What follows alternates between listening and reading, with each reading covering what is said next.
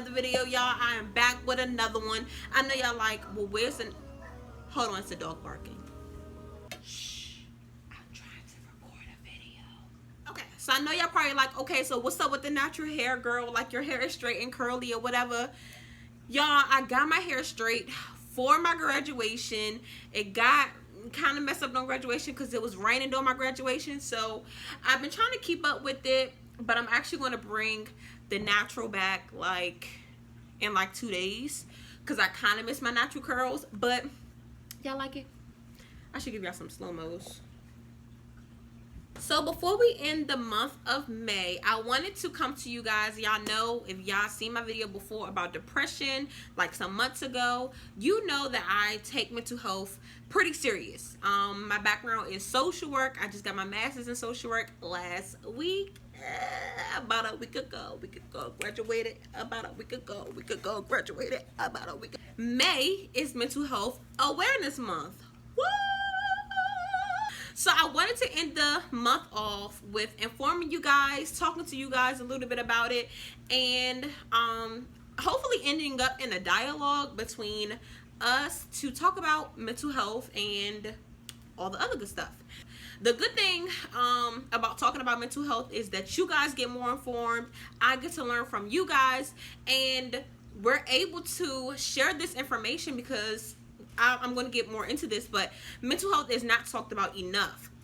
A lot of people in the United States, around the world, is fighting with mental health. They don't even know it because they don't know the signs, they don't know the symptoms. It's a lot of different reasons why, which is why I'm about to get into it with you guys. But I love coming to you guys with something that matters. I could easily throw together a makeup video. I could easily throw together a hair video. I can talk to you guys all day long about hair, makeup, clothes, all this other stuff, but none of that matters if our mental health sucks. So I really want to talk to you guys about mental health and try to get into a conversation. I hope that this video starts more conversations about mental health and how important it is, and I want y'all to share this with your friends who you think may be battling with mental health, or your family members. So let's get right into it. This dog in here is... my friend got me babysitting her dog, Brianna. So I'm going to start off by defining mental health based on Google. Based on Google's definition of mental health is a person's condition with regard to their psychological and emotional well-being. A lot of people think that mental health deals with crazy people who I don't want to say the R word, but y'all know what the R word is. People who take special ed classes and stuff like that. That's a myth. But mental health is also people who have experienced trauma, which is everybody. Someone who has PTSD, someone who fight and deal with depression, anxiety, which a lot of people deal with anxiety and depression. You know, and we look at those things like little things, like, oh, okay, I have anxiety, okay, I have depression, okay, I have da-da-da. But that is a part of your mental health. And if mentally you're dealing with anxiety, you're dealing with depression, you're dealing with trauma so often, or you're revisiting those things, which re-traumatization, having anxiety constantly, when you're dealing with those things constantly without any type of treatment, and treatment does not just mean medication. Treatment as far as talking to somebody, your therapist, your pastor, even your family, being able to talk to someone, or someone who you're in a relationship with, being able to talk about those things is addressing your mental health. So I'm going to tell you guys a couple of myths that I found, and you guys can look this up as well. It's on mentalhealth.gov. The first myth that I found was that it says mental health problems don't affect me. Wrong. If you're in a community and people in your community are fighting or dealing with mental health, then that is affecting you. If someone in your family is dealing with mental health, that affects you. If somebody who you're in a relationship with is dealing with mental health, that affects you. If your friends have mental health issues, that affects you. Why does that affect you? Because you're attached to them.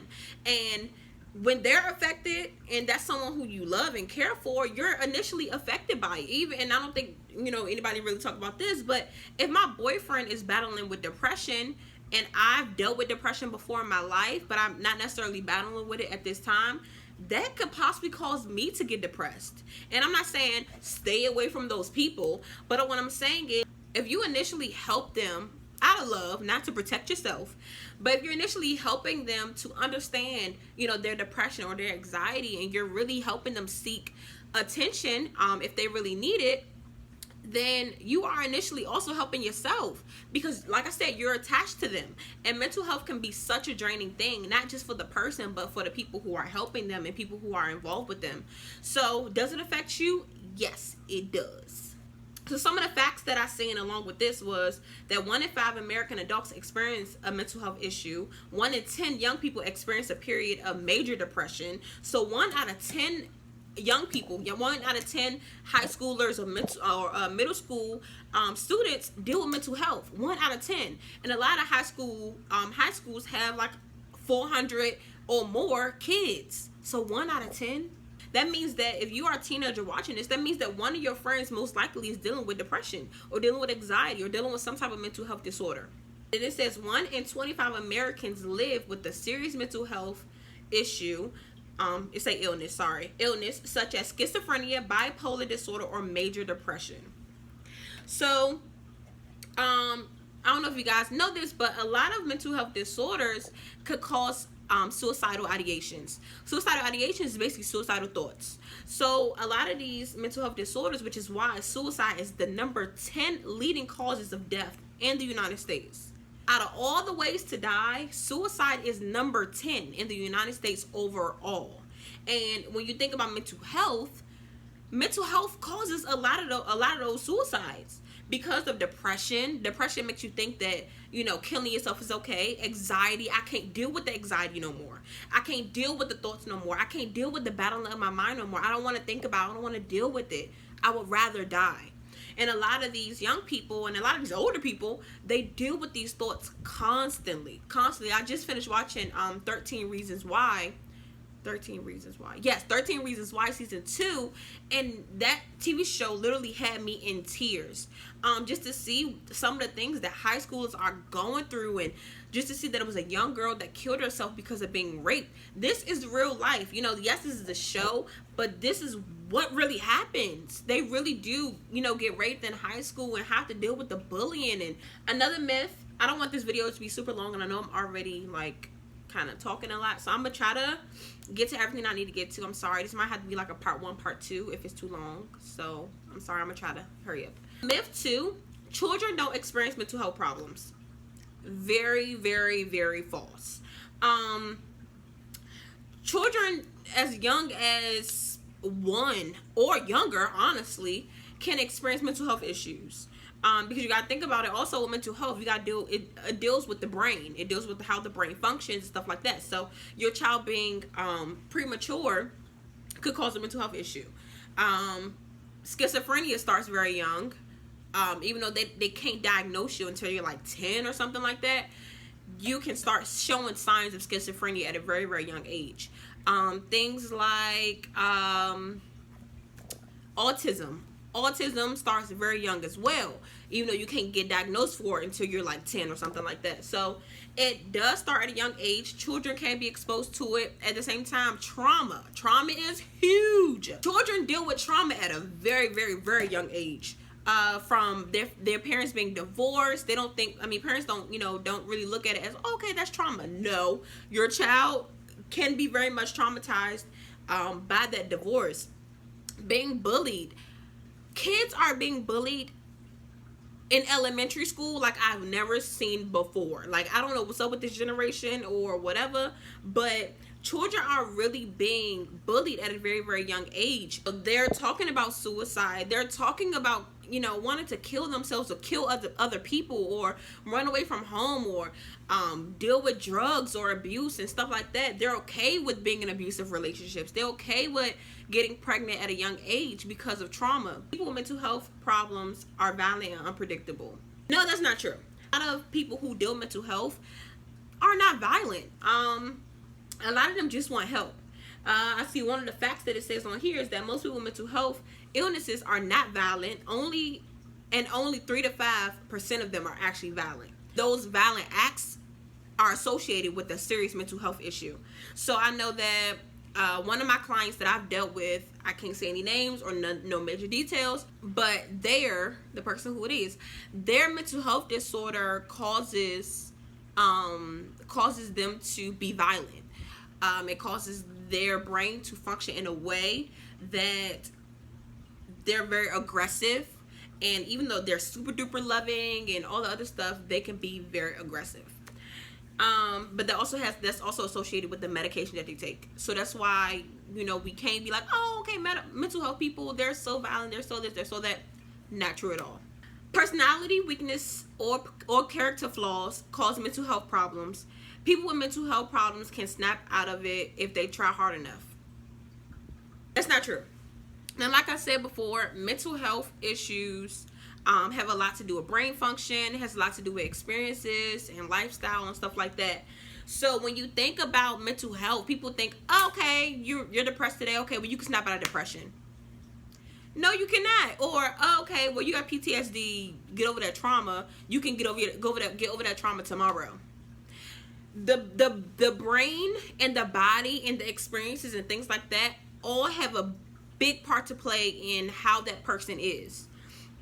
The fact on here is, it says mental health problems have nothing to do with being lazy or weak, and many people need help to get better. Many factors contribute to mental health problems, which is biological factors, which is the genes, the genetics of the person, which could be physical illnesses, injuries. Car accidents cause mental health disorders.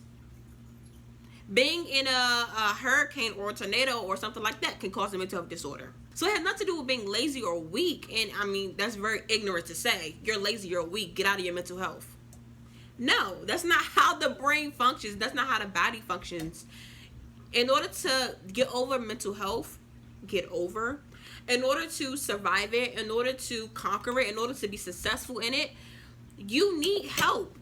And you need not the help from, not just your friends, like, oh, let me talk about it, but sometimes it takes getting professional help from those who study from it, from those who have experience in it, getting help from them to be better mentally. The last one is that there is no hope for people with mental health problems. Once a friend or family member develops mental health problems, he or she will never recover. Studies show that people who deal with mental health disorders, most of them recover.